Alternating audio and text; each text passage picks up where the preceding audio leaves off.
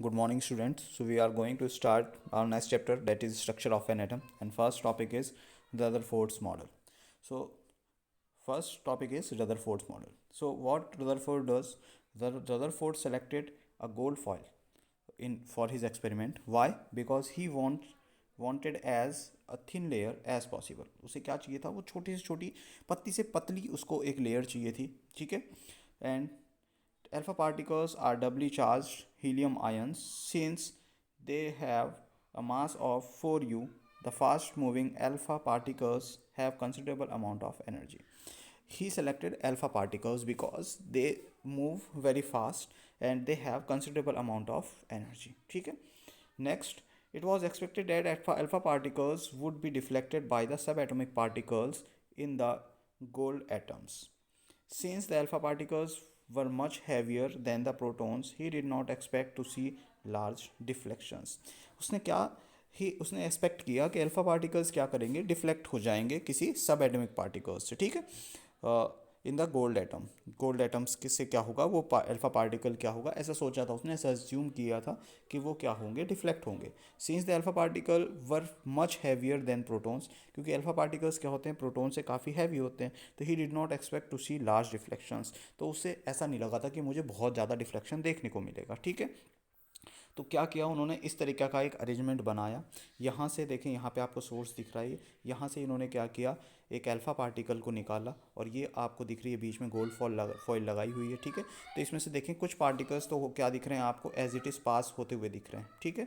कुछ पार्टिकल्स क्या हो रहे हैं, स्मॉल एंगल पे आपको डिफ्लेक्शन होते हुए दिख रहे हैं, कुछ क्या है लार्ज एंगल पे आपको डिफ्लेक्शन दिख रहा है. ठीक है. तो ये सब इनको देखने को मिला. ये डायग्राम के थ्रू मैंने आपको पहले समझाया भी था, जो आपको ये साइड वाला डायग्राम दिख रहा है. इसमें देखें कुछ पार्टिकल्स क्या हो रहे हैं, एज इट इज़ बाहर निकल रहे हैं, कुछ पार्टिकल्स स्मॉल एंगल पे क्या हो रहे हैं, डिफ्लेक्ट हो रहे हैं, कुछ लार्ज एंगल पे डिफ्लेक्ट हो रहे हैं. ये देखें, ये बहुत ज़्यादा लार्ज, लगभग बाउंस बैक हो रहा है वापस. ठीक है. तो ये सब ऑब्जर्वेशंस इस एक्सपेरिमेंट के थ्रू देखने को मिला.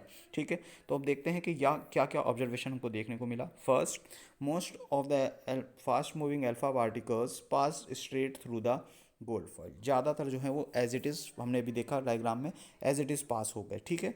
देखें, ये दिख रहा है आपको, एज इट इज़ क्या हो रहे हैं, सीधे के सीधे देखो पास हो रहे हैं. ठीक है.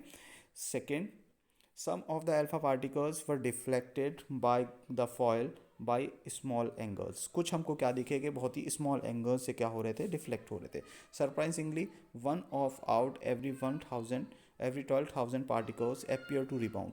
और 12,000 में से कोई एक ऐसा था जो क्या हो रहा था, हमको रिबाउंड होता हुआ दिख रहा था उसी के पाथ पे. ठीक है. तो यहाँ से क्या क्या कंक्लूजन निकलता है, बहुत सारे हमने देखा कि क्या हो गए, पास उसमें से एज इट इज़ पास हो रहे थे. तो इसका मतलब most of the space inside the atom is empty. ज़्यादातर क्या है, स्पेस खाली है, because most of the alpha particles pass through the gold foil without getting any deflected. क्योंकि ज़्यादातर क्या हो गया, एज इट इज़ पास हो गए, एज इट इज़ पास हो गए, इसका मतलब क्या है, एटम अंदर से खाली है. Very few particles were deflected from their path, indicating that the positive charge of the atom occupies very little space.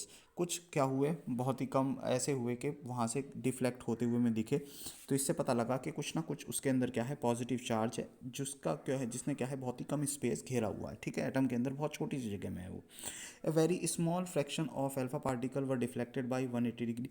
बहुत कम हमने देखा, 12,000 में से वन क्या हुआ था, वो अपने ही पाथ पे रिबाउंड हुआ. Indicating that all the positive charge and masses of gold atom were concentrated in a very small volume within the atom. कि पूरा का पूरा जो मास है, वो सारा का सारा उसका जो मोस्ट ऑफ द वॉल्यूम है, मोस्ट ऑफ द जो उसका मास है, that is concentrated in the very small volume. Atom के अंदर बहुत ही छोटी सी जगह में वो क्या है, पूरा का पूरा कंसनट्रेटेड है. और वो जो जगह है उसी को क्या कहा गया बेटा, न्यूक्लियस. ठीक है.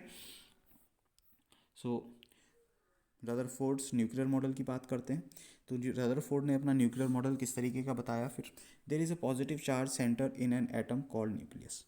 उसके अंदर क्या है, एक अंदर जो हमने कहा कि पूरा का पूरा मास जो है जिसके अंदर कंसनट्रेटेड है, उसको उन्होंने क्या कहा बेटा, nucleus. Nearly all the mass of an atom resides in the nucleus. और पूरा का पूरा मास जो है कि कहाँ में है, ज़्यादातर लगभग टोटल ही मास किसके अंदर है, उस न्यूक्लियस के अंदर है. The size of the nucleus is very small as compare to the size of the atom. और जो साइज़ है न्यूक्लियस का, वो बहुत ही ज़्यादा छोटा है. अगर जो एटम से कंपेयर करते हैं, वो लगभग इतना है, 1/1 lakh times of the size of the atom. ठीक है. The electron revolves around the nucleus in the circular path. और उन्होंने ये बताया कि इलेक्ट्रॉन जो है वो न्यूक्लियस के चारों तरफ सर्कुलर पाथ में रिवॉल्व करते हैं. ठीक है। अब बात करते हैं कि क्या क्या ड्रॉबैक थे रदरफोर्ड के मॉडल के। First, it did not account for the stability of the atom. उन्होंने ये नहीं बताया, ये तो बताया कि चारों तरफ रिवॉल्व करता है। देखें यहाँ पे डायग्राम में आपको दिख रहा है, अगर बेटा ये रिवॉल्व करेगा जैसे दिख रहा है आपको डायग्राम में, अगर जो इस तरह से रिवॉल्व करके आएगा तो क्या करेगा, लगातार रिवॉल्व करेगा तो अपनी एनर्जी लूज़ करेगा, एनर्जी लूज़ करेगा तो धीरे धीरे अंदर आएगा और न्यूक्लियस से जाके टकरा जाएगा। ठीक है, तो फिर क्या होगा, एटम बर्स्ट हो जाएगा। तो इस तरह से ये एटम फिर क्या है, स्टेबल नहीं रहेगा अगर जो ये, जैसा इन्होंने बताया कि ये चारों तरफ रिवॉल्व करता है। तो ठीक है।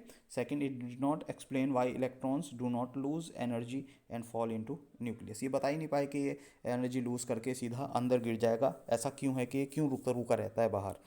It does not explain energy of source of electrons to revolve around the nucleus. और उन्होंने ये नहीं बताया कि उन इलेक्ट्रॉन्स को एनर्जी कहाँ से मिलती है कि वो चारों तरफ घूमते रहें। ठीक है, तो ये इस तरह से आपको समझ सकते हैं।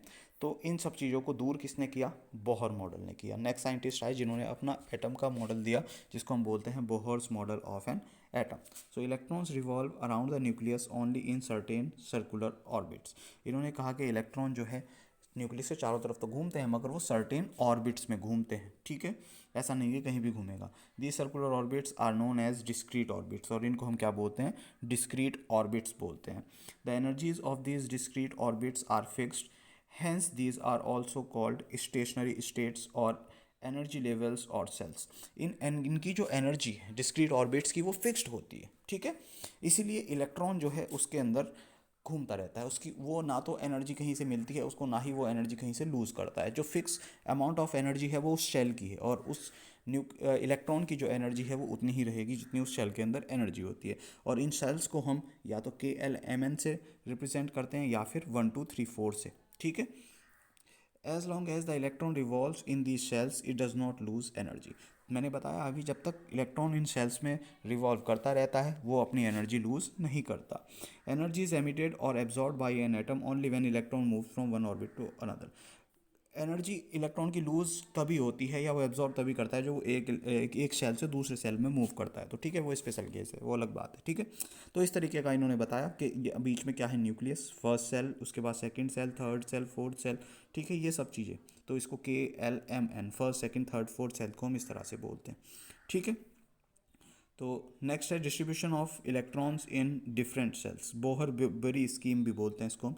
किस तरह से इलेक्ट्रॉन्स हैं, देखें कि यहाँ हम कह सकते हैं कि अगर जो ये पता करना हो कि किसी सेल में मैक्सिमम नंबर ऑफ इलेक्ट्रॉन्स कितने आते हैं। ठीक है, तो the maximum number of electrons present in a shell is given by the formula 2n²। मैंने क्लास में भी बताया हुआ है आप सभी को, किससे निकलता है बेटा, ये 2n² से निकलता है, जहाँ पे n क्या होगा, नंबर ऑफ ऑर्बिट। ठीक है, अब देखें n की जगह अगर आप 1 पुट करोगे तो 1 का स्क्वायर इंटू 2, फर्स्ट सेल, इसका मतलब क्या हो गया, फर्स्ट सेल में 2 इलेक्ट्रॉन आएंगे। ठीक है, n की जगह आप 2 वैल्यू पुट करोगे तो 2 का स्क्वायर क्या हो जाएगा बेटा, 4, और 4 2 ज़ार 8, इसका मतलब सेकंड में कितने आएंगे, 8 इलेक्ट्रॉन्स आएंगे। ठीक है, देखते हैं आगे। ये देखिए यहाँ पे बताया हुआ है maximum number of electrons in different cells. Maximum number of electron क्या होंगे, n की जगह हमने क्या पुट किया, 1 पुट किया यहाँ पे, तो कितने आगे बेटा 2। n की जगह 2 पुट किया तो कितने आगे 8, सेकंड सेल में, थर्ड सेल में कितने आगे 18, फोर्थ सेल में कितने आगे 32। बट आउटर मोस्ट सेल होगी तो उसमें कभी भी 8 से ज़्यादा नहीं होंगे। ठीक है, the maximum number of electrons date can be accommodated in the outer most orbit is 8। Maximum number जो इलेक्ट्रॉन है वो आउटर मोस्ट में 8 ही रहेगा, और नेक्स्ट सेल में तभी जाएगा जब उससे पहले वाली शेल क्या हो जाएगी, फुल्ली फिल्ड हो जाएगी। ठीक है, फॉर एग्जांपल अगर हम सोडियम की बात करते हैं, सोडियम का एटॉमिक नंबर होता है 11। ठीक है, तो 11 को अगर जो हम डिस्ट्रीब्यूट करते हैं इलेक्ट्रॉन्स को, इसका मतलब 11 ही उसके पास क्या हो गए, इलेक्ट्रॉन हो गए। तो फर्स्ट सेल में 2 इलेक्ट्रॉन अभी हमने देखा, मैक्सिमम 2 जा सकते हैं, सेकंड सेल में 8। ठीक है, तो बेटा थर्ड सेल तब तक नहीं, थर्ड सेल में कोई इलेक्ट्रॉन तब तक नहीं जाएगा जब तक वो सेकंड सेल फुल्ली फिल्ड ना हो जाए, उसमें 8 इलेक्ट्रॉन ना हो जाए, तभी नेक्स्ट इलेक्ट्रॉन थर्ड सेल में तभी जाएगा। ठीक है, ऐसा नहीं है कि एक इलेक्ट्रॉन फर्स्ट सेल में आया, एक इलेक्ट्रॉन सेकंड सेल में चला गया, नहीं, ऐसा पॉसिबल नहीं है। ठीक है, so electrons are not accommodated in a given shell unless the inner shells are filled. जब तक अंदर अंदर वाली शेल फिल नहीं होगी तब तक वो बाहर नहीं जाएगा। That is the shells are filled in a stepwise manner. Stepwise manner में क्या होती हैं, सेल्स फिल होती हैं। ठीक है, देखते हैं यहाँ पे किस तरह से हम देख सकते हैं बेटा। ये है स्ट्रक्चर। जैसे सबसे पहले आपको बेरिलियम दिख रहा है, बेरिलियम के पास कितने इलेक्ट्रॉन होंगे बेटा, 4। तो देखें 2 तो फर्स्ट सेल में आ जाएंगे, हमें पता है। अब 2 जो बचे वो कहाँ जाएंगे, सेकंड सेल में। ऐसे ही बोरोन में देखें बेटा कितने होंगे, टोटल 5। फर्स्ट सेल में आपको 2 दिख रहे हैं, बाहर वाली सेल में कितने दिख रहे हैं, 3। ठीक है, इसी तरह आप सबको देखते चले जाएँ। यहाँ पे इस तरह से स्ट्रक्चर बनता है, ये सभी आपको बनाने हैं एज इट इज़ नोट्स में के अंदर। ठीक है, देखें क्लोरीन देखें बेटा, दो फर्स्ट सेल में 2 इलेक्ट्रॉन आ सकते हैं, मैक्सिमम उन्होंने 2 ही फिल करे। सेकंड वाले में 8 आ सकते हैं, मैक्सिमम 2 ही 8 ही फिल किए। अब कितने बचे, 8 + 2 10 हो गए। अब इस बचे जो 7 वो कहाँ होंगे बेटा, थर्ड सेल में आ जाएंगे, ठीक है। तो इस तरह से हम क्या कर सकते हैं, वह बना सकते हैं। ये सभी आपको अपनी कॉपी में बना लेने हैं, ठीक है। तो मैं बात करूँ तो क्लास के अंदर हमने रदरफोर्ड तो कंप्लीट कर लिया था, ठीक है। रदरफोर्ड तो कंप्लीट हो गया था यहाँ तक। अगर जो ड्रॉबैक नहीं हुए थे क्लास के अंदर तो आप ये ड्रॉबैक नोट करेंगे। उसके बाद बोहर मॉडल से आपको ये सब चीज़ एज इट इज़ नोट करना है। जो डायग्राम बने हुए हैं वो डायग्राम एज इट इज़ बना लेने हैं, ठीक है। आई होप आपको समझ में आया होगा। कोई प्रॉब्लम होगी तो आप कमेंट के थ्रू मुझसे पूछ सकते हैं। That's all for today. Thank you students.